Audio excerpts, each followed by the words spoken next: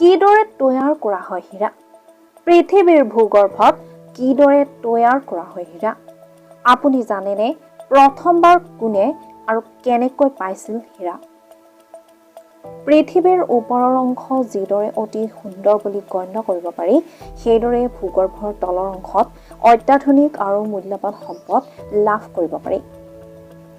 হীৰা হৈছে ভূগৰ্ভৰ অতি মূল্যৱান আৰু কঠিন ধাতু, যাক অতি সহজতে লাভ কৰাটো কঠিন হৈ পৰে। দৰাচলতে এই মূল্যৱান সম্পদবিধ লাভ কৰিবলৈ গৈ বহুতো লোকৰ জীৱন ধ্বংস হোৱাৰ লগতে বহুতো পৌৰাণিক সাম্ৰাজ্যৰ পতন হোৱা দেখা যায়। ভাৰতবৰ্ষ হৈছে এনেকুৱা এখন দেশ যাক সোণৰ চৰাই বুলি কোৱা হয় যদিও ভাৰতবৰ্ষক হীৰাৰ দেশ বুলি ক'লেও ভুল কোৱা নহ'ব। আজিৰ পৰা প্ৰায় 1000 বছৰ পূৰ্বে ভাৰতত হীৰাৰ সন্ধান পোৱা গৈছিল। 18 শতিকাৰ পূৰ্বে ভাৰতবৰ্ষৰ বাহিৰে পৃথিৱীৰ ক'তো হীৰা লাভ কৰিব পৰা নাছিল। 400 বছৰৰ আগতেই ভাৰতত হীৰাৰ সন্ধান পোৱা গৈছিল। সেই সময়ত হায়দৰাবাদৰ গোলকুণ্ডাৰ খনন কৰি হীৰা সংগ্ৰহ কৰা হৈছিল। পৃথিৱীৰ সকলোতকৈ মূল্যৱান কহিনুৰ হীৰাক গোলকুণ্ডা খননৰ পৰা লাভ কৰা হৈছিল। কিন্তু ভাৰতবৰ্ষত প্ৰাপ্ত এই মূল্যৱান কহিনুৰ হীৰা ব্ৰিটেইনৰ মহাৰাণীৰ মুকুটৰ শোভা বৰ্ধন কৰিছে। ইয়াৰ উপৰি ভাৰতবৰ্ষত যি সংখ্যক হীৰা প্ৰাপ্ত হৈছিল সেইসমূহ বৰ্তমান লুপ্তপ্ৰায় অৱস্থাত থকা দেখা যায় যদিও নাইবা বিদেশৰ সংগ্ৰহালয়ত শোভা বৰ্ধন কৰিছে।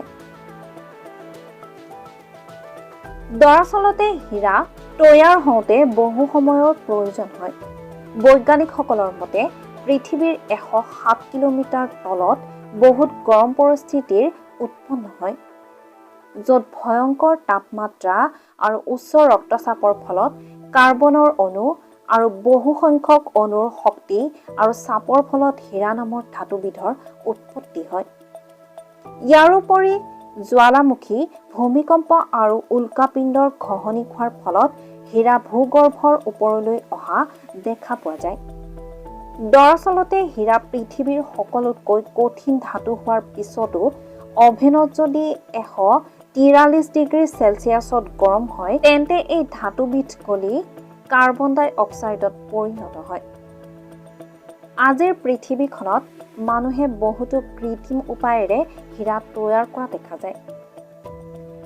দৰাচলতে হীৰা হৈছে কিছুমান কাৰ্বন অণুৰ সমাৰোহ যি ইটো সিটোৰ পৰিপূৰক হয়। কাৰ্বন অণুসমূহত উচ্চ ৰক্তচাপ আৰু ভয়ংকৰ তাপৰ ফলত বহু সংখ্যক অণু সংগ্ৰহ হোৱাৰ ফলত হীৰা নামৰ ধাতুবিধৰ উৎপত্তি হয়। মেনুফেকচাৰিং প্ৰক্ৰিয়াত এইদৰে তৈয়াৰ কৰা হয় হীৰা। আপুনি যদি হীৰাৰ শুদ্ধতা জানিব বিচাৰে তেন্তে ঘৰতে কৰি চাব পাৰে কেইটামান পৰীক্ষা। এটুকুৰা শুদ্ধ হীৰা তৈয়াৰ হওঁতে তাৰ ভিতৰৰ অংশ বহুতো ওখ চাপৰ হোৱা দেখা যায়।